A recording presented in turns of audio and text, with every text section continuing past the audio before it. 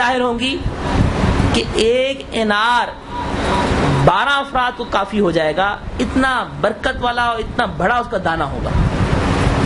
لیکن یہ وہ برکتیں اس وقت ہوں گی کہ جس وقت آزمائش سے امت گزر چکی ہوگی.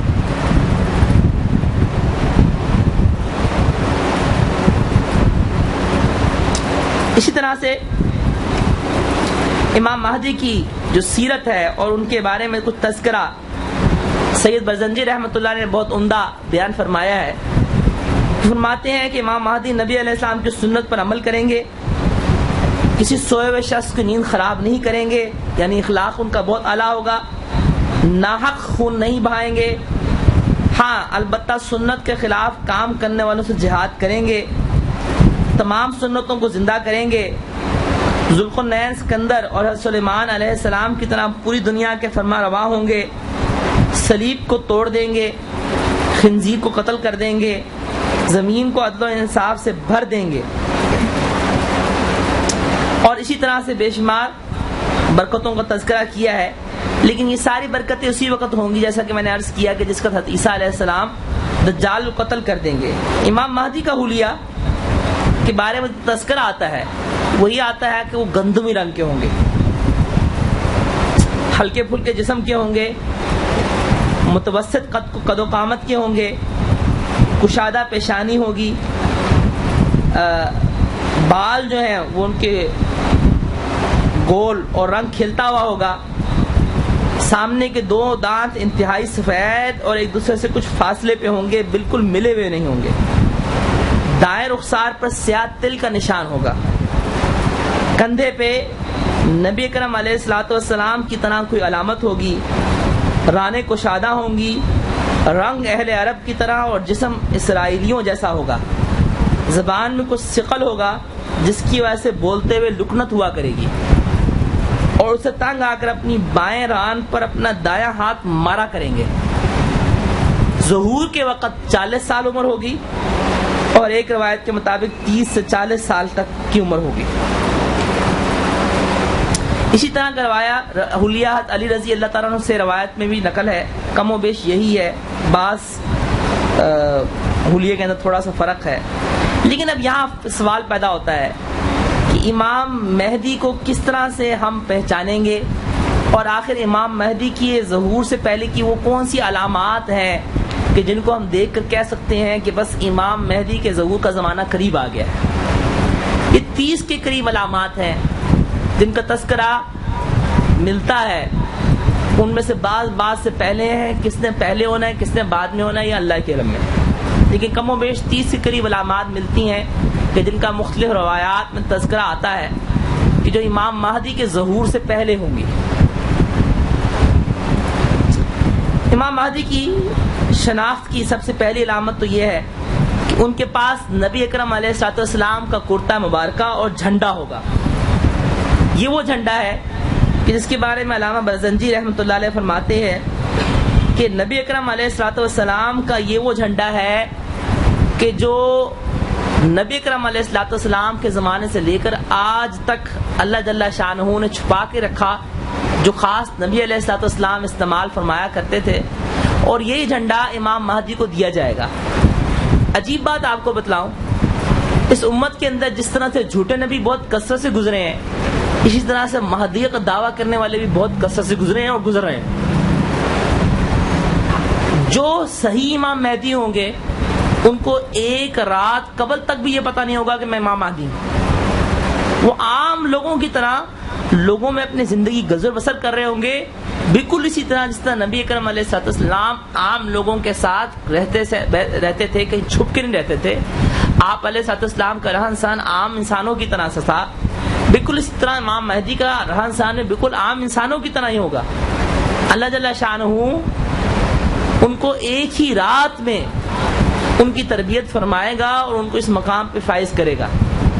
اس کا تذکرہ احادیث میں بعض روایت میں ملتا ہے کہ پوچھا کہ بعض صحابہ سے، بعض تابعین نے کہ کیا امام مہدی کو پہلے سے پتا ہوگا، تو فرمایا کہ نہیں، ان کو اسی رات تیار کیا جائے گا.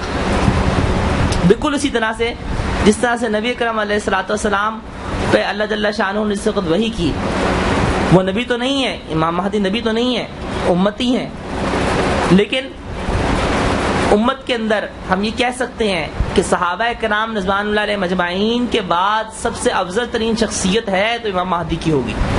صحابہ کرام رضوان اللہ علیہ مجمعین کے بعد اگر سب سے افضل ترین شخصیت اس امت میں آئے گی تو وہ امام مہدی کی ہوگی۔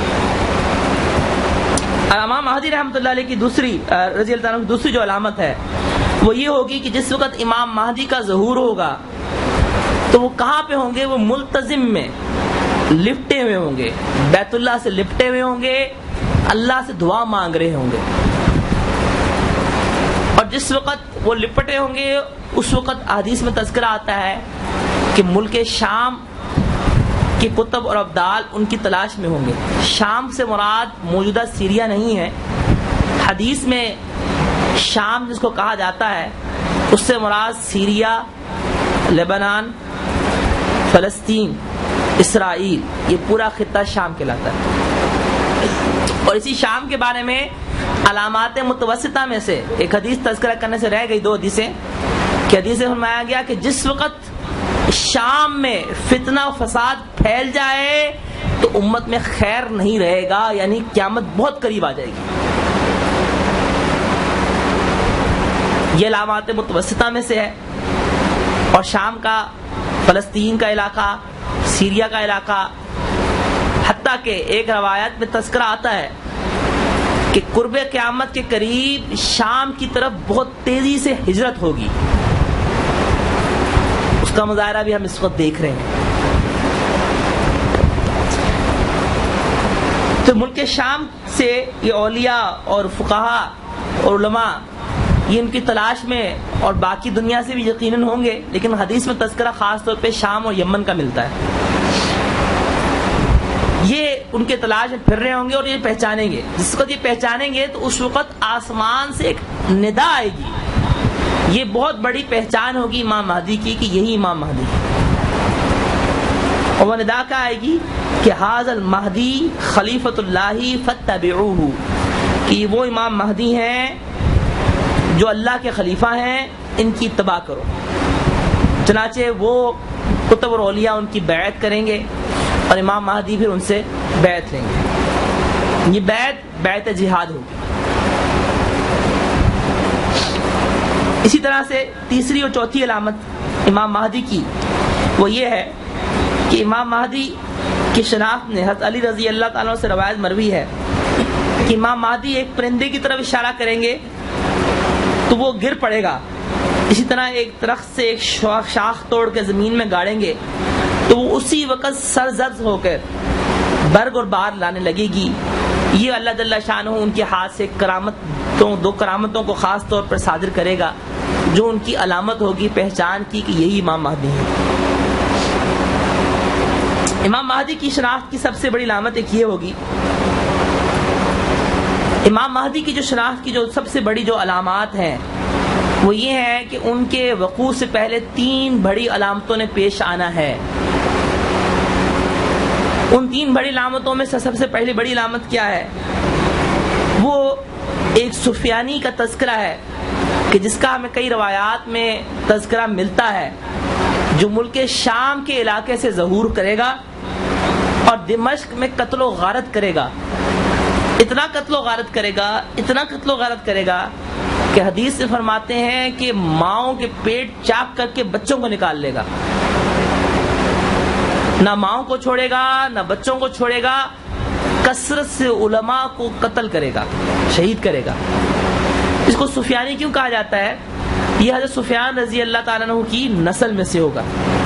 بعض دوسری روایت میں آتا ہے کہ یہ کوئی ایک سفیانی نہیں نکلے گا بلکہ کئی سفیانی نکلیں گے جو اسی طرح قتل و عام کریں گے۔ اس سفیانی کا حلیہ کیا آتا ہے اور اس کے بارے میں کیا ہمیں تذکرہ ملتا ہے، تھوڑا سا اس کی طرف روشنی ڈالتے ہیں، کیونکہ یہ ایک بہت بڑی ایک ایسی علامت ہے کہ جو امام مہدی کے ظہور سے پہلے صادر ہونی ہے۔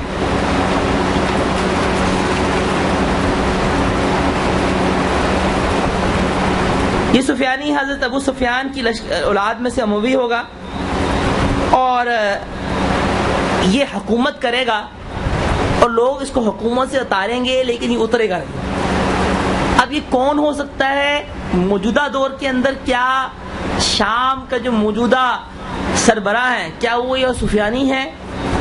ہم اس کے بارے میں حتمی نہیں کہہ سکتے، 100% یقین سے ہم نہیں کہہ سکتے، اللہ کے علم میں ہے، ہو بھی سکتا ہے نہیں بھی ہو سکتا۔ یہ سفیانی کے بارے میں تذکرہ آیا آتا ہے کہ ابتدا میں مسلمانوں سے یہ قریب ہوگا، یعنی مسلمانوں کی خیر خواہی کے کام کرے گا، اور جب مسلمانوں اس کو اپنا ایک لیڈر بنا لیں گے تو اس کے بعد یہ چن چن کے لوگوں کو قتل کرنا شروع کرے گا۔ ایک روایت میں تذکرہ یہ آتا ہے کہ پہلے یہ سفیانی ظاہر ایک ہوگا اور پھر وہ فوت ہو جائے گا، وہ بھی اسی طرح قتل کرے گا، اس کا بیٹا بھی اسی طرح قتل کرے گا۔ کئی ہمارے دور کے علماء، جن میں کئی مصری علماء اور سعودی علماء، عرب علماء آپ کہہ سکتے ہیں شامل ہیں، اکثریت اس طرف گئے ہیں کہ جو شام کے موجودہ صدر ہے اس کے والد اور یہ خود، یہ دونوں علامات پورا اترتے ہیں کہ اس کے باپ نے بھی قتل و غارت کیا تھا اور یہ بھی قتل و غارت کر رہا ہے۔ بہرحال اللہ ہی کو علم میں ہے۔ اس سفیانی کے بارے میں آتا ہے کہ یہ اتنا دلیر ہو جائے گا کہ جب یہ قتل و غارت کرے گا کوئی اس کو روکے گا نہیں، تو پھر یہ بے حیائی کے کام بھی سر عام کرے گا، شراب بھی سر عام پیے گا۔ اس کا تذکرہ کے اندر اس کی جو رنگت کا بیان آتا ہے، وہ بعض روایات سند کے اعتبار سے ذرا کمزور ہیں، جن میں تذکرہ یہ آتا ہے کہ اس کی رنگت پیلی ہے، اس سفیانی کی رنگت پیلی ہوگی، ٹانگیں پتلی پتلی ہوں گی۔ امام مہدی کی ظہور کی یہ جو سفیانی کی علامت ہے، یہ ایک بہت بڑی علامت ہوگی۔ دوسری بڑی علامت امام مہدی کی ظہور کی، وہ دریائے فرات جو کہ عراق میں ہے، اس سے سونے کے پہاڑوں کا نکلنا ہے۔ حدیث میں آتا ہے، صحیحین کی روایت ہے کہ ان قریب دریائے فرات اپنے سونے کے پہاڑ کو ظاہر کر دے گا۔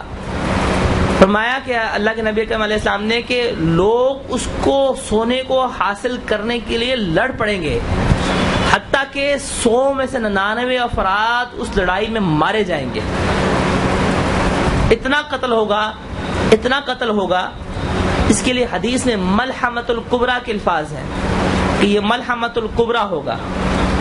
یہ ملحمۃ الکبریٰ، اس کا تذکرہ ہمیں تورات میں ملتا ہے۔ تورات میں ملحمۃ الکبریٰ کے نام سے نہیں ہے، بلکہ آرمیگڈون کے نام سے ہے، جس کو ہر مجدون کہا جاتا ہے۔ یہ ہر مجدون یا آرمیگڈون یا ملحمۃ الکبریٰ کب ہوگا؟ موجودہ دور کے اکثر اور عرب علماء کی یہ رائے ہے کہ یہ تیسری جنگ عظیم ہوگی، واللہ عالم۔ میں نے کہا کہ یہ صرف اور صرف احتمالات ہیں، ہم ان احتمالات کے بارے میں یقینی نہیں کہہ سکتے۔ کئی کتابیں جیسے اس بیان کو تیار کرتے وقت نظر سے گزری جو کہ آج سے 8 سال پہلے لکھی گئی تھی، اور ان 8 سال پہلے لکھنے والے مصنف نے اپنے دور کی وہ پوری علامات پوری کر کے ثابت کر دیا تھا کہ اگلے سال ہی ظہور ہوا ہے، لیکن 8 سال گزر گئے۔ ہم یقینی نہیں کہہ سکتے کہ یہی ہوگا، اللہ ہی کے علم میں ہے۔ احتمال رکھیں گے، باقی اللہ ہی کے علم میں ہوگا۔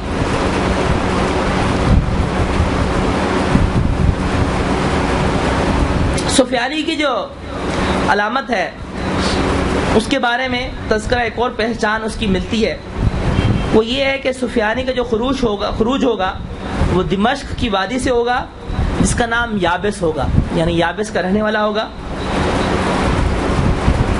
اور اس کی ایک پہچان یہ ہوگی کہ جس وقت اس کے زمانے کے اندر دمشق کی جامع مسجد کی مغربی جانب کی دیوار گرے گی، کس وقت گرے گی اس کا تذکرہ کوئی خاص نہیں ملتا۔